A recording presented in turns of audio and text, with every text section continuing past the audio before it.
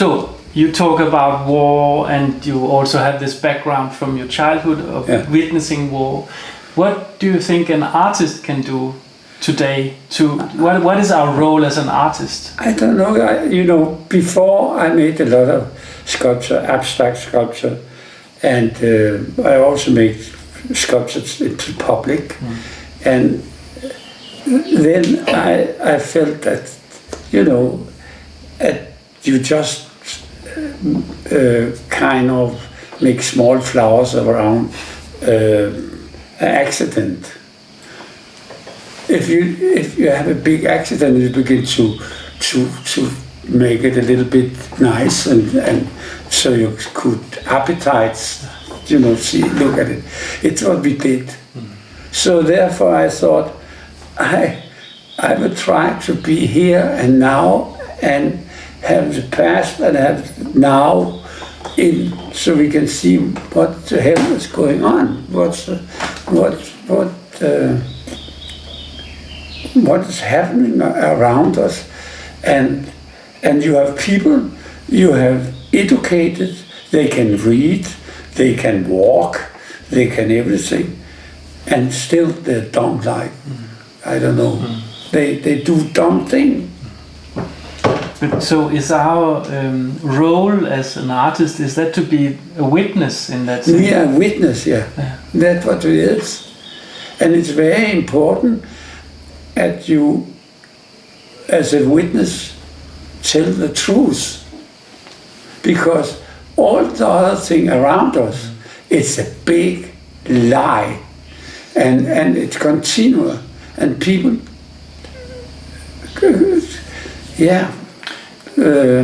fix it so it looks better than it is. So does that mean we have a responsibility?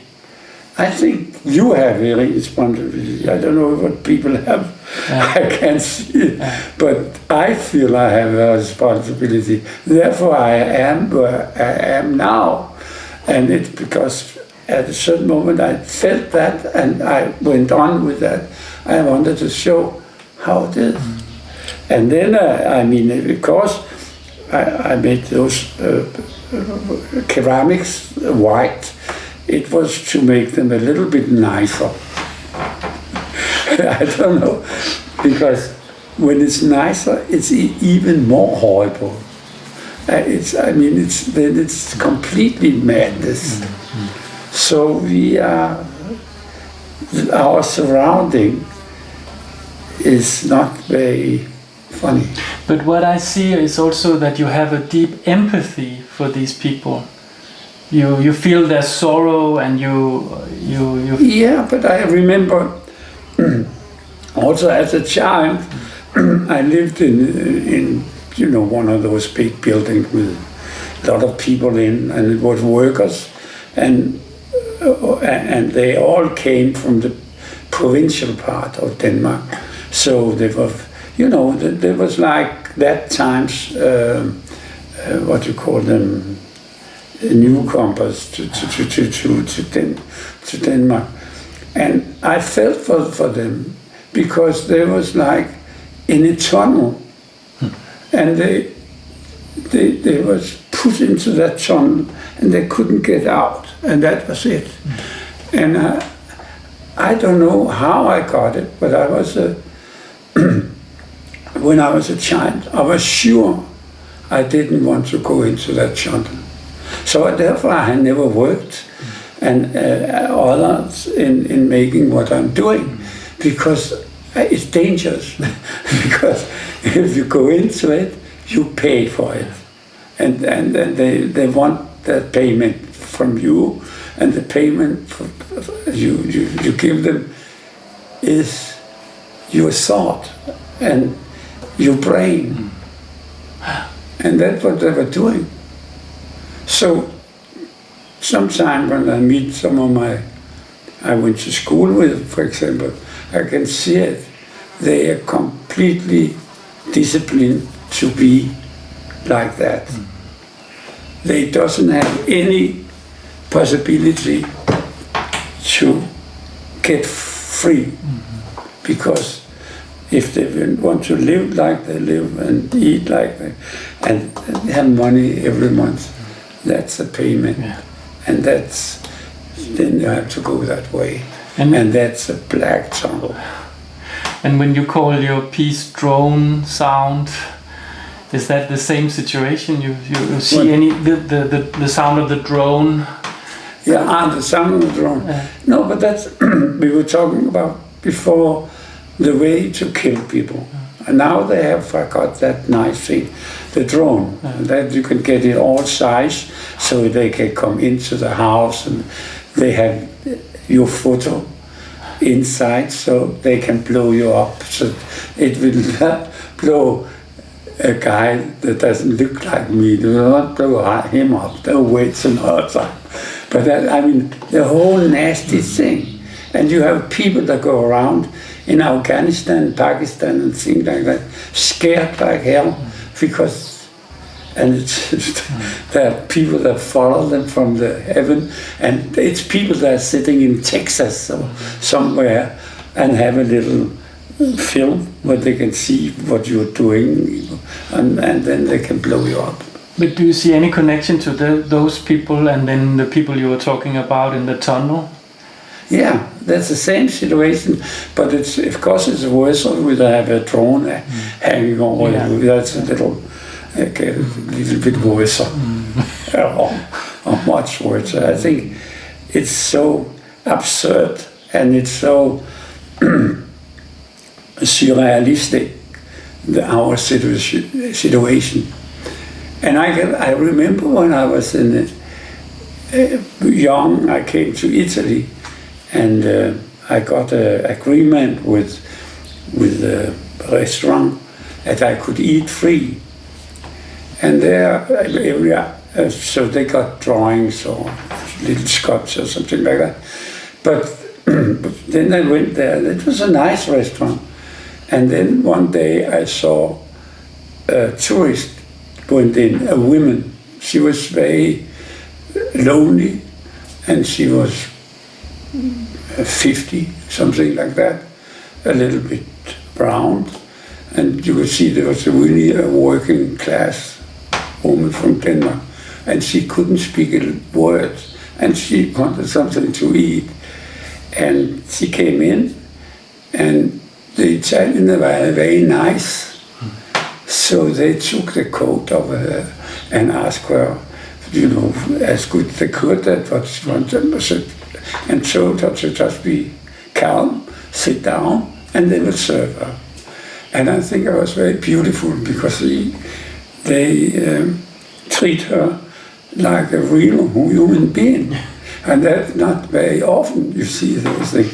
And then I looked at her arms, when she was eating, and it remembered me of my childness, the same arms. Not very, you could see it was a working class arm, and it was very strong for me.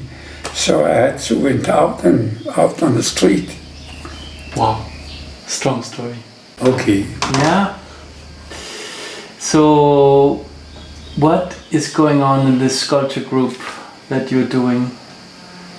Yeah, it's funny because it's the last piece I made, and it's like I made a wall. Yeah.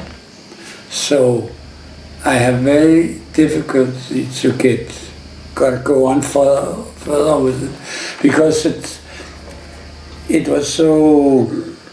It's a group. There is a picture of our time.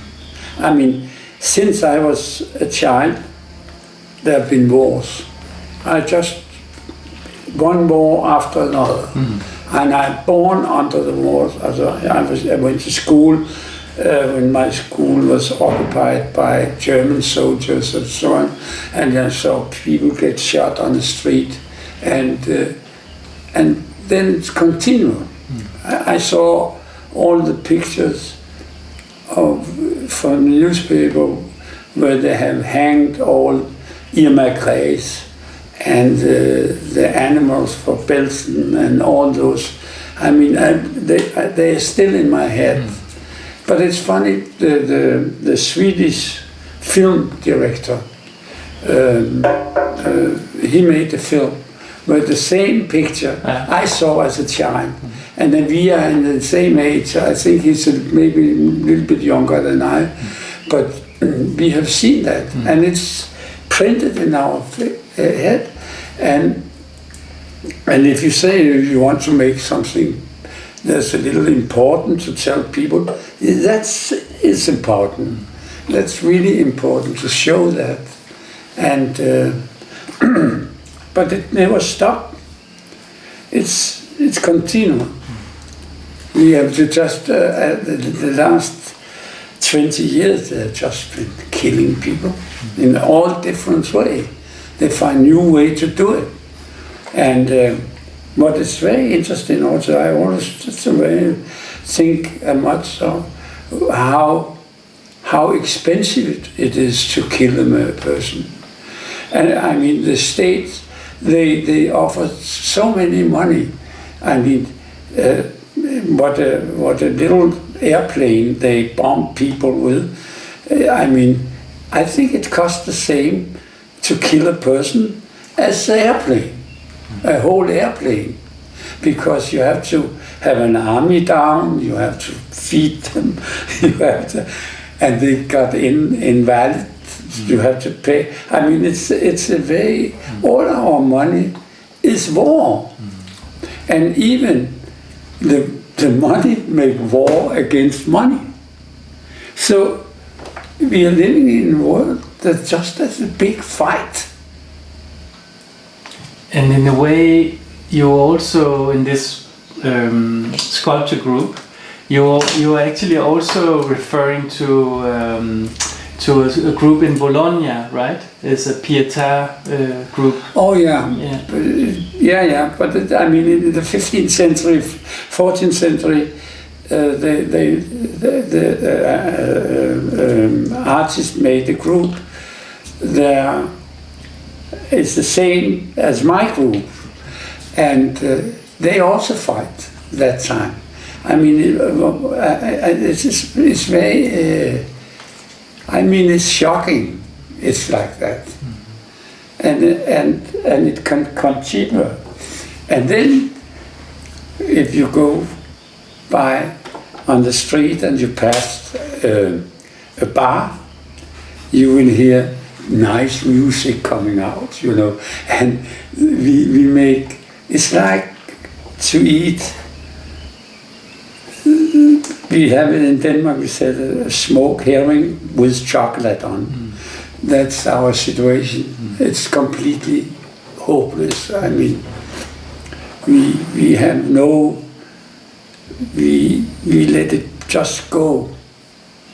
Like I heard the other day, a philosopher that said, I mean, we could take all the hunger away if we stop wars.